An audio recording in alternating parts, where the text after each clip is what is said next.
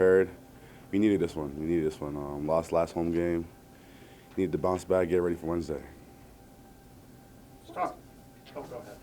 Coach, kind of challenged you guys after that last game, and especially the way the first half went. Mm-hmm. Can you kind of talk about the team's response, especially given that you guys seemed to come out with some spark, like right from the jump? You guys seemed like you were ready to go. Yeah, Coach been talking about that a lot.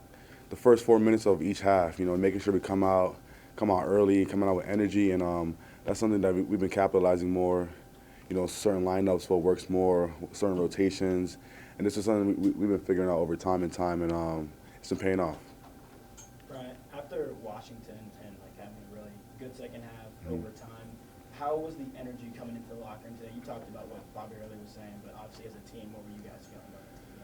We knew that we needed it. Final stretch, Pac-12 tournament coming up. We want to finish off running. So we knew that we needed this game, and we got to protect the home crib, like I mentioned earlier. These last 2 home games, we needed it, and we all told each other that, hey, we got to do whatever it takes to get this win. You mentioned the Pac-12 tournament. Jose was just in here talking about how a deep run in the postseason is not out of the question for this group. What about this team makes you think that you can still turn this thing around and make a run to the NCAA tournament? We have the right pieces. We've seen a lot of teams. There's no team in the tournament that we think in the Pac-12 we think we can't beat.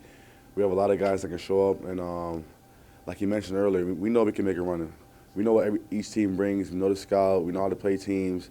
It all depends on us, how we come out, how we play, how much energy we're willing to instill that day, and I believe we can make it far as well. Brian, you just missed a single shot tonight. You had 7 rebounds. You're kind of a spark in the first half. What did you think about your personal play? Same mindset as I do every game, making sure when I come in, instant energy. And I always tell myself, something that gets going is the offensive rebound.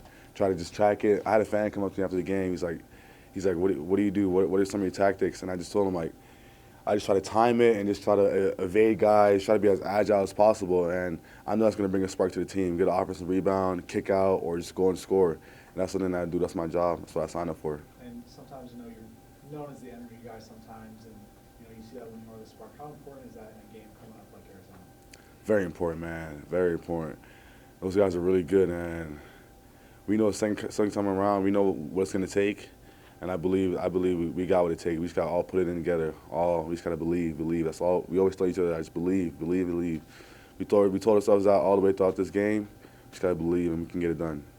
Well, how much belief do you guys have after tonight's win, obviously, after, that they ended up beating Washington or Arizona? It's a lot, man. We needed a spark. We needed a spark. Beating a ranked team, that's something that we definitely needed. And coming this Saturday, this Wednesday, we know we got 2 days to prepare.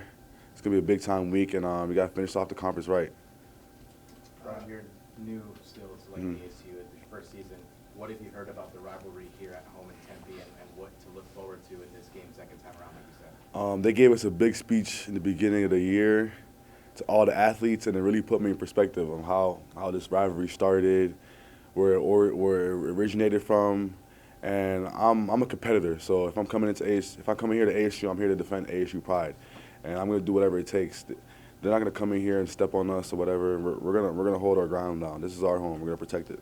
Paulo is a big weapon for Arizona, and there's going to be matchups with just you and him. How much is it? Is it effort? Is it technique? What is it for you? So what I've noticed so far in high major basketball, that it's not always about. My mindset attacking games before this was I'm going to try to out-athletic you, or just try to out-muscle you to a spot. With a guy like Ballo, you got to play with your head. You got to play with skills, angles. Try to get him off his feet. Since I'm shorter than him, he thinks he's going to try to block everything. So I got to play off my pivots, play off my pump fakes and everything, and just be active around the rim. Just give him trouble. Last time we played them, he's a big guy, but like I said, I'm a smaller big, so I can use that to advantage. Being able to box out, digging out their legs, all these things that add up to the game to get that win. What do you think of the crowd tonight? Crowd was good. We always have a good crowd. Never complain about the crowd. Always support. Love the crowd, man. Especially when you win, seeing all those kids, all those smiles at the game. That's what I really do it for, man. It's that energy. I feed off that energy. I feed off everyone's energy. I give energy and I also take energy. So that's something that I love. It seemed like you guys, whenever they made a run, you guys were able to answer with a run. You know, it didn't seem like you had any of those big droughts that you guys have kind of had at points this year. The ranking doesn't matter. We know what we got. We got all the players we need. We got all the pieces we need. I love this team, man. When we really put it together, we're unstoppable. So ranking doesn't matter. We're gonna go out there. We're gonna fight to the end.